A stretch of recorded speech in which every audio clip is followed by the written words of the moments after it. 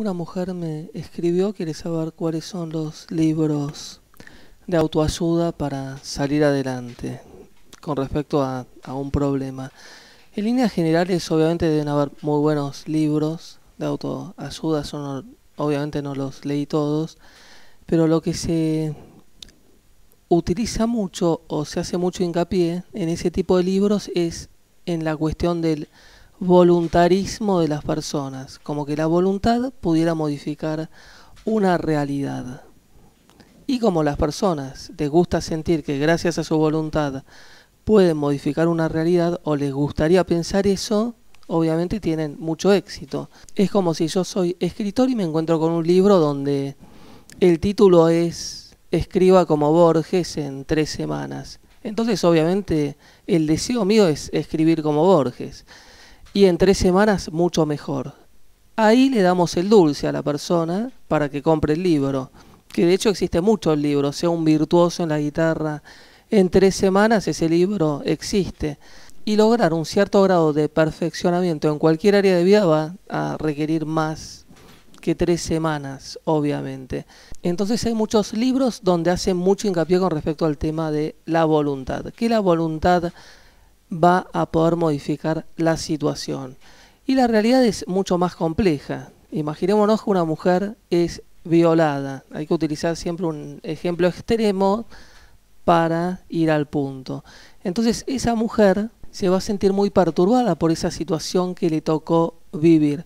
Y obviamente va a querer dejarla atrás, olvidar esa situación, cosa que en un primer momento es completamente lógico. La persona no va a estar con el trauma si en realidad el hecho se consumó hace muy poquito tiempo. La persona está en caliente con esa situación que le tocó vivir. Pero en la medida que va pasando el tiempo, esa situación, si no se resuelve, que no se va a resolver de una forma automática, va a empezar a perturbarla en diferentes áreas de vida. La persona se va a sentir obsesiva o triste, o los estados de ánimo van a ser muy cambiantes, o va a sufrir de ciertos temores o de cierta paranoia o del pánico que puede llegar a presentarse, y en la medida que va pasando el tiempo se van a ir consolidando esos efectos negativos del trauma que le tocó vivir.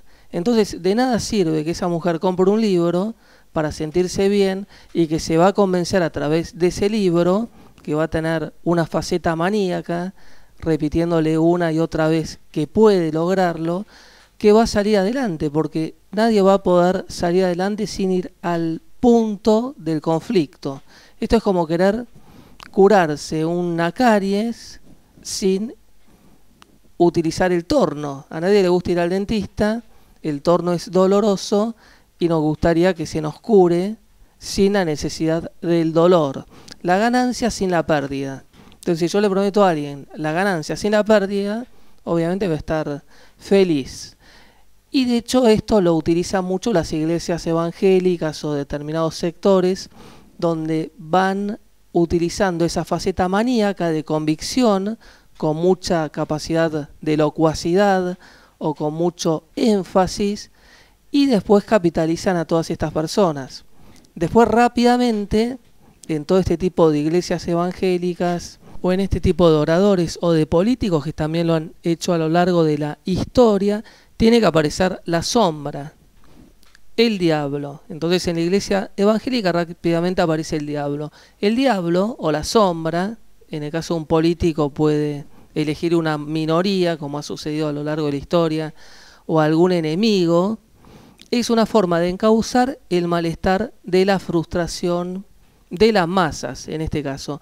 Entonces hay muchas personas que se sienten mal por diversas causas que tienen que ver con un origen psicológico traumático que van a ser capitalizadas a través de alguna iglesia evangélica, y en esa iglesia evangélica la primera parte de prometerle la ganancia sin la pérdida es fácil, pero es una bomba de tiempo, porque la pérdida está dentro de la persona se va a volver a sentir frustrada.